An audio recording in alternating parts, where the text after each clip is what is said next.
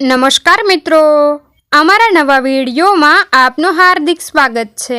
આજે આપણે વાત કરીશું નોકરિયાત વહુ સાથે બનેલ સત્ય ઘટના વિશે। શીતલ અમદાવાદની એક મધ્યમ વર્ગીય પરિવારની દીકરી હતી। ભણવામાં તેજસ્વી અને સ્વભાવથી સરળ અને સંસ્કારી હતી। બાળપણથી જ એને સંસ્કારી અને જવાબદાર બનાવી ઉછેરવામાં આવી હતી। કોલેજ પૂરી કર્યા પછી એમણે માસ્ટર્સ પૂરું કર્યું અને એક ખાનગી કંપનીમાં નોકરીએ પણ લાગી ગઈ હતી। એના લગ્ન હર્ષદ સાથે નક્કી થયા। હર્ષદ એક સોફ્ટવેર કંપનીમાં કામ કરતો હતો। તેનો સ્વભાવ થોડોક મૌન હતો, પણ અંતરમાં ખૂબ જ સંવેદનશીલ હતો। લગ્ન વખતે શીતલના પિતાએ એક વાત ખાસ કહી હતી, બેટા, ઘરની લક્ષ્મી તરીકે તું સાસરીએ જાય છે। નોકરી કરવી એ સારી વાત છે, પરંતુ ઘરનું સંતુલન જાળવવું એ સૌથી મોટી સિદ્ધિ છે। શીતલ એ વાતને દિલમાં ઉતારી ગઈ હતી। લગ્ન પછી શીતલ પોતાના નવા ઘરમાં આવી ગઈ। ઘરમાં સાસુ સસરા, એક નણંદ મીના અને હર્ષદ, બધા મળીને આખો પરિવાર પ્રેમથી સાથે રહેતો હતો। સાસુ કમલાબેન પરંપરાગત વિચારવાળા હતા, પરંતુ દિલથી સાદગી અને સરળ અને પ્રેમી સ્ત્રી હતા। એનું માનવું એવું હતું કે વહુ ઘરની લક્ષ્મી છે, પણ સાથે સાથે એ ઘરમાં બધાને માન આપીને જ ઘરની શોભા વધારી શકે છે। શીતલ માટે શરૂઆતના દિવસો નવા હતા।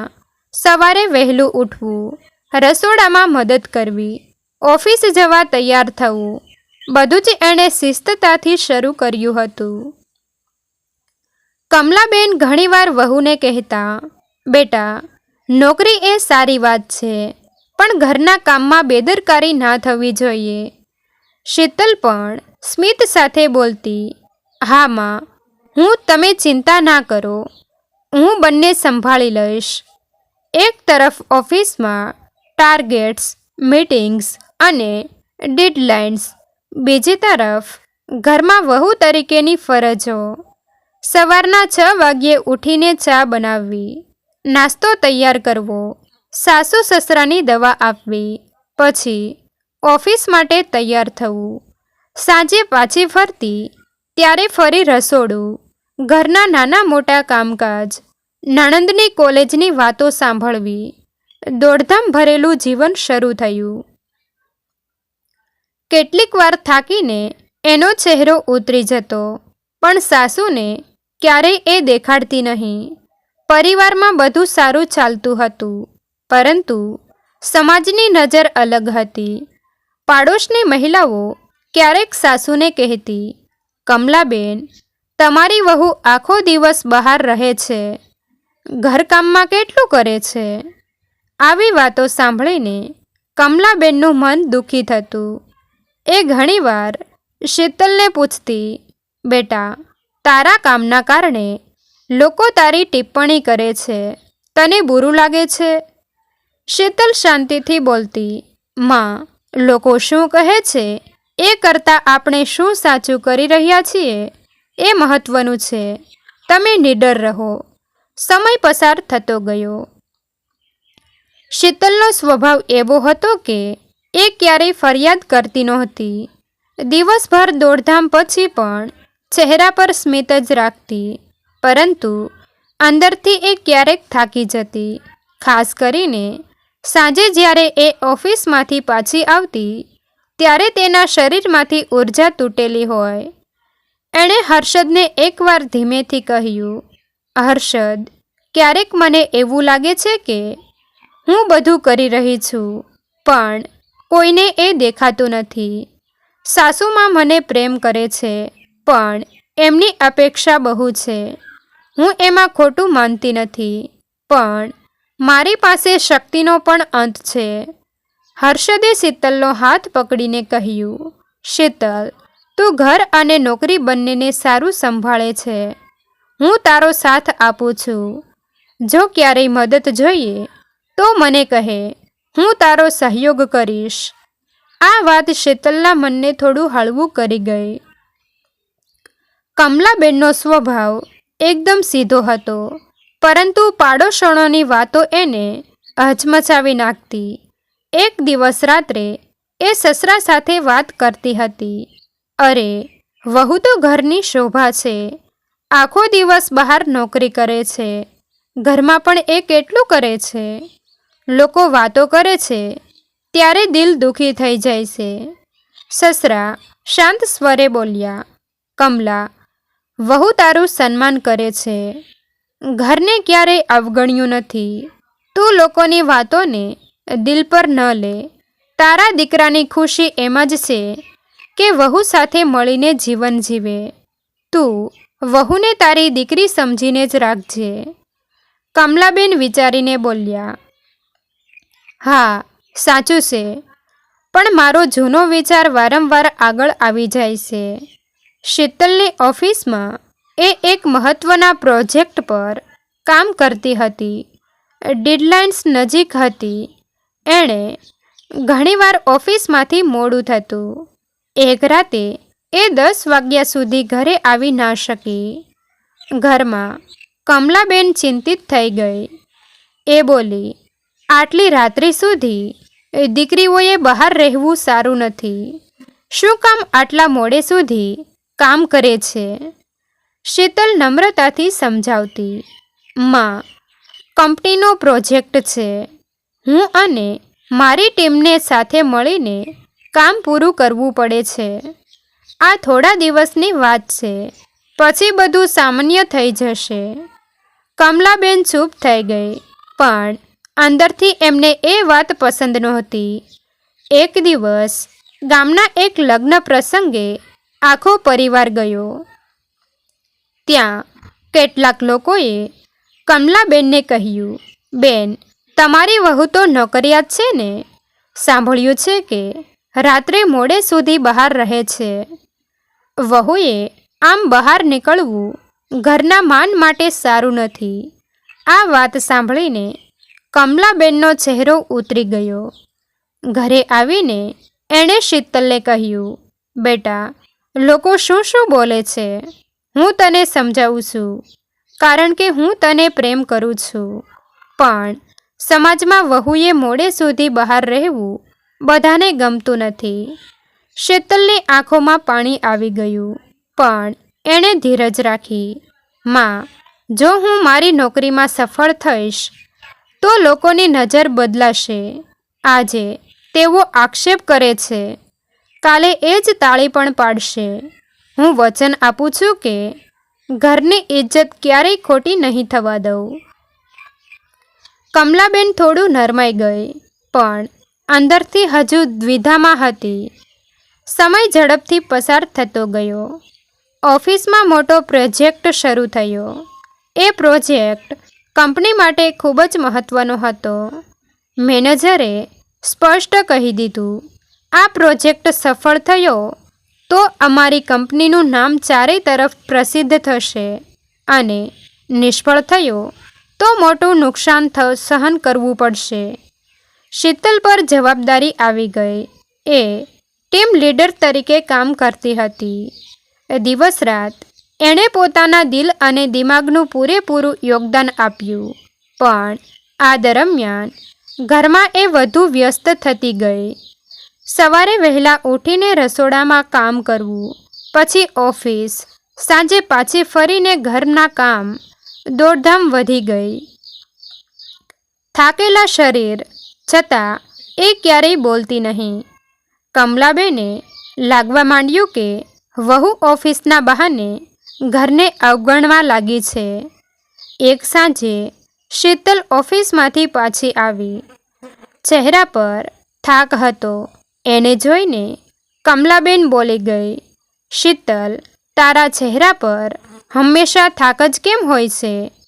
ક્યારેક લાગે છે કે નોકરી માટે તું ઘરકામમાં બેદરકાર થવા લાગી છે. તારા વગર પણ ઘર ચાલે છે, પરંતુ ઘર માટે તારી જરૂરિયાત છે. શીતલના દિલને આઘાત લાગ્યો. એને લાગ્યું કે જેણે માટે એ એટલી મહેનત કરે છે એ જ એને સમજતા નથી. રાત્રે પતિ હર્ષદને એણે આ વાત કહી દીધી. હર્ષદે પ્રેમથી સમજાવ્યું, શીતલ, માં તને ખોટી રીતે નથી બોલતી. એમને સમાજનો ડર છે. તું ધીરજ રાખ. એક દિવસ તેઓ જ તારી મહેનતનો ગર્વ કરશે. મીના શીતલની નણંદ હતી, જે કોલેજમાં ભણતી હતી અને શીતલને ખૂબ જ પ્રેમ કરતી હતી.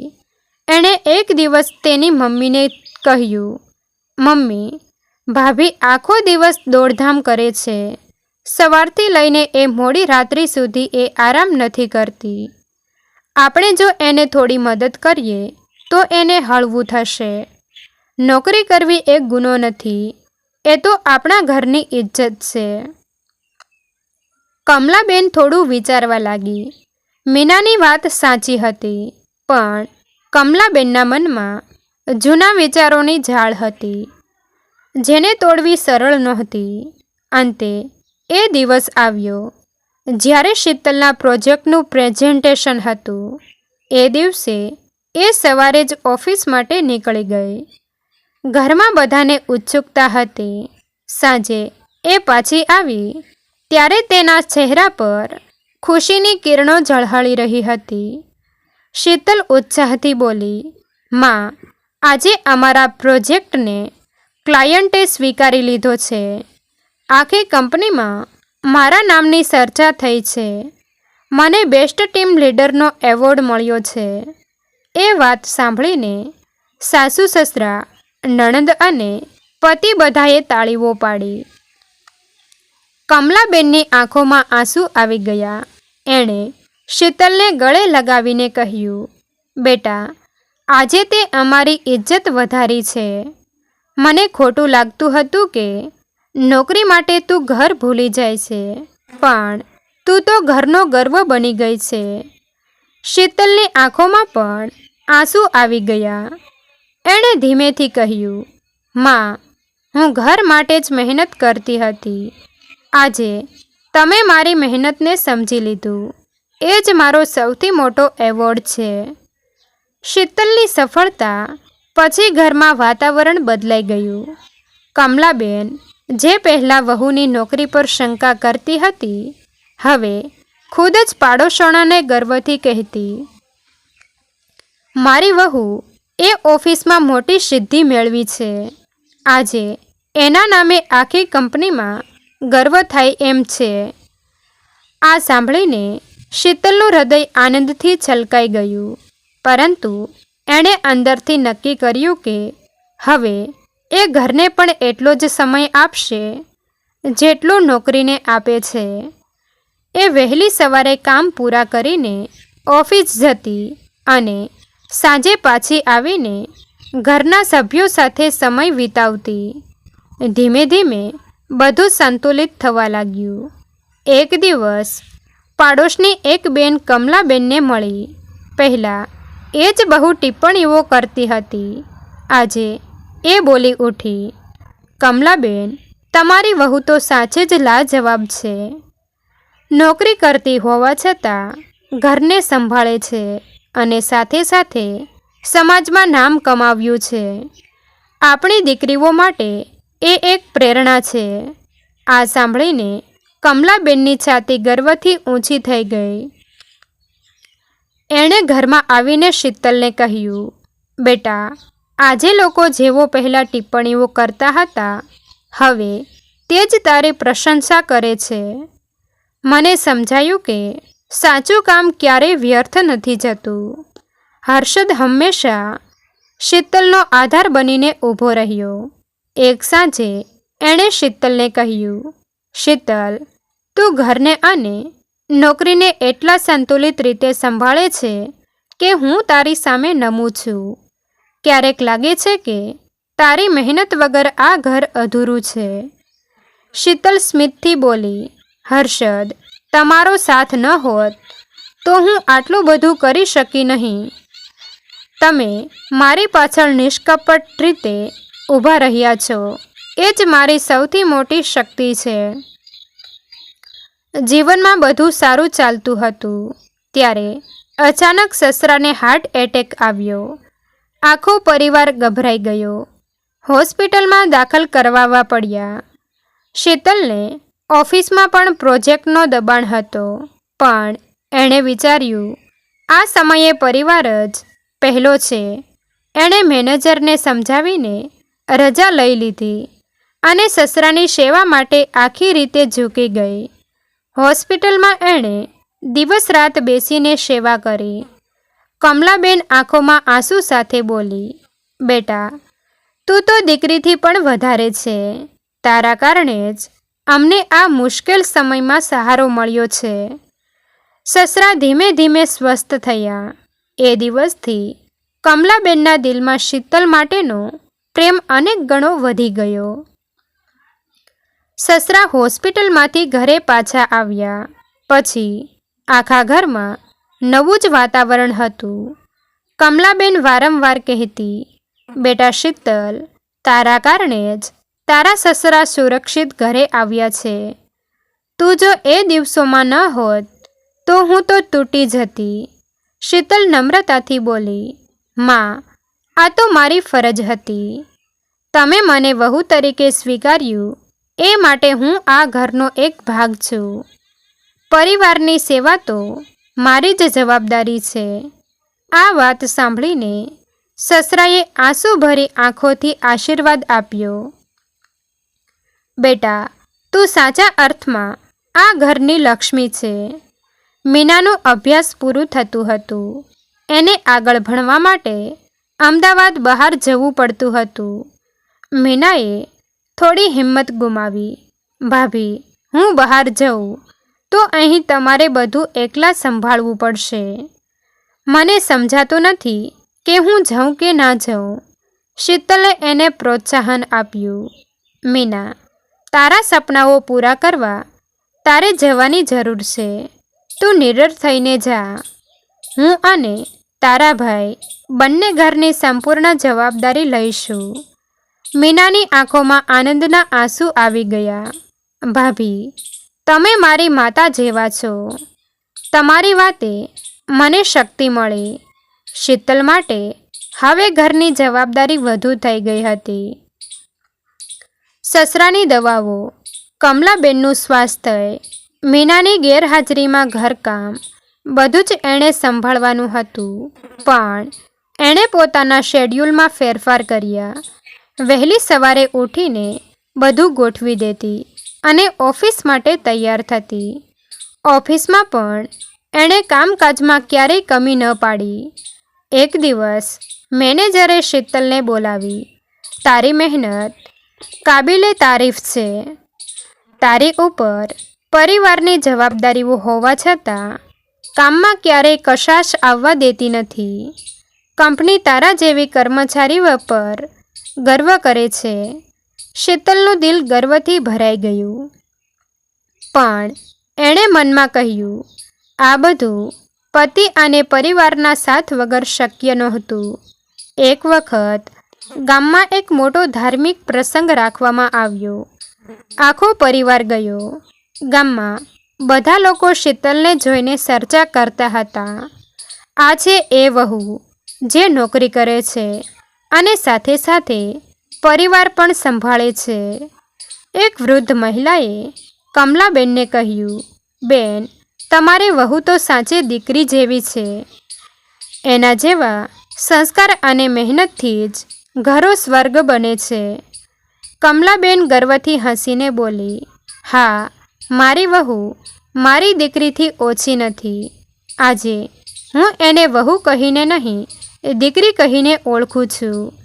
શીતલના કાનમાં આ શબ્દો પડ્યા ત્યારે એની આંખો ભીની થઈ ગઈ. એને લાગ્યું કે એની વર્ષોની મહેનત આજે સાચે જ સફળ થઈ છે. જીવન ક્યારેય એક સરખું નથી રહેતું.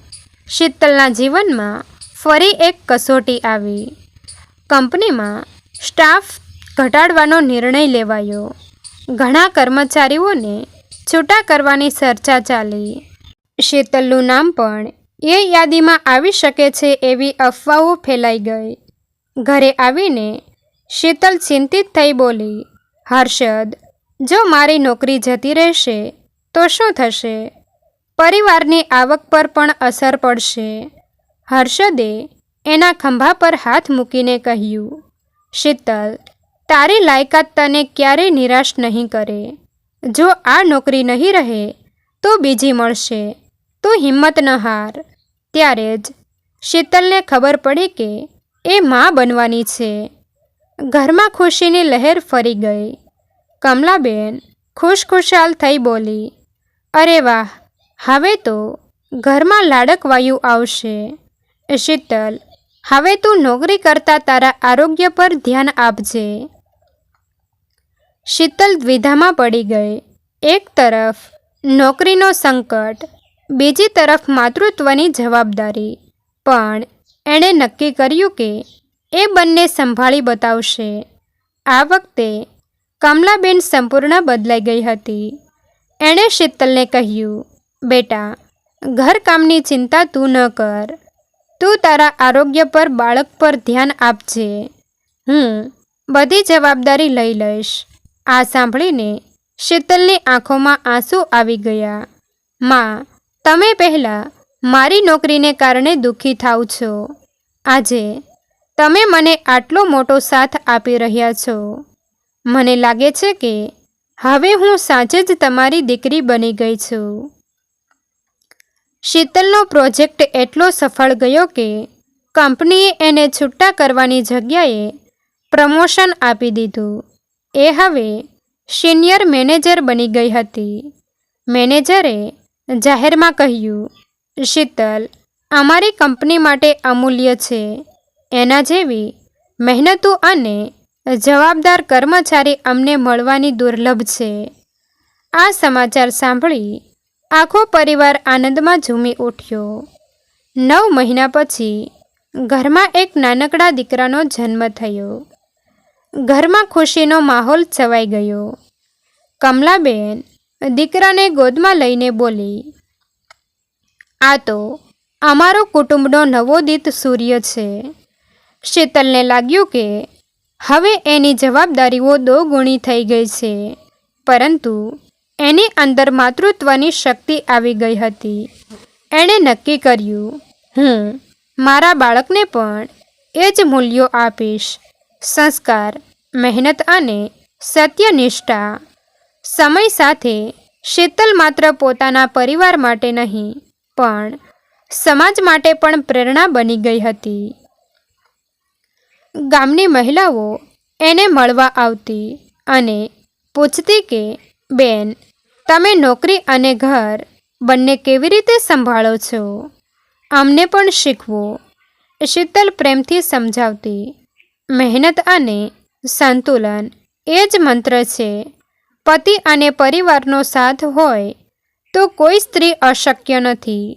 કેટલાય વર્ષો પછી ગામમાં મહિલાઓ માટે સ્વરોજગારીની યોજના શરૂ થવા જઈ રહી હતી. શીતલને આમંત્રિત કરવામાં આવી કે એ પોતાના જીવનનો અનુભવ શેર કરે. મંચ પર જઈને એણે કહ્યું, હું એક નોકરિયાત વહુ છું. શરૂઆતમાં ઘણી બધી મુશ્કેલીઓ આવી પડી હતી. સમાજની ટિપ્પણીઓ સહન કરવી પડી હતી. પણ ધીરજ, પતિનો સાથ અને સાસુનો પ્રેમ, આ બધું જ મારી શક્તિ બન્યું. આજે હું કહું છું કે વહુ એટલે માત્ર ઘરકામ કરતી સ્ત્રી નહીં પણ ઘરની પ્રતિષ્ઠા વધારતી શક્તિ છે. તાળીઓના ગડગડાટ વચ્ચે શીતલ ગર્વથી ઊભી રહી. શીતલની કથા એ માત્ર એક વહુની કથા નહોતી પરંતુ હજારો નોકરિયાત સ્ત્રીઓની સંઘર્ષ ગાથા હતી. જે રીતે એણે પરિવાર અને નોકરી વચ્ચે સંતુલન સાધ્યું તે દરેક સ્ત્રી માટે પ્રેરણા સ્ત્રોત બની ગઈ. કમલાબેન વારંવાર લોકોને કહેતી, મારી વહુ નોકરિયાત છે પણ એના કારણે જ અમારો પરિવાર આજ સુખી અને એકતાબંધ છે. વહુ એટલે દીકરી. શીતલ સ્મિત સાથે બધાને કહેતી, સ્ત્રીની મહેનત ક્યારેય વ્યર્થ નથી જતી. જો પરિવાર એને સમજશે તો ઘર પણ સ્વર્ગ બની જશે. મિત્રો, તમને જો આ વિડીયો પસંદ આવ્યો હોય તો વિડીયોને લાઈક અને તમારા અન્ય સગા સંબંધી મિત્રો સાથે વિડીયોને શેર કરવાનું ભૂલતા નહીં. અને આવા જ નવા જીવન ઉપયોગી, જીવનમાં કંઈક નવું કરવાની પ્રેરણા મળે તેવા વિડીયો જોવા માટે અમારી ચેનલ સાથે બન્યા રહો. થેન્ક યુ મિત્રો. મળીએ છીએ એક નવા વિડીયો સાથે. આભાર.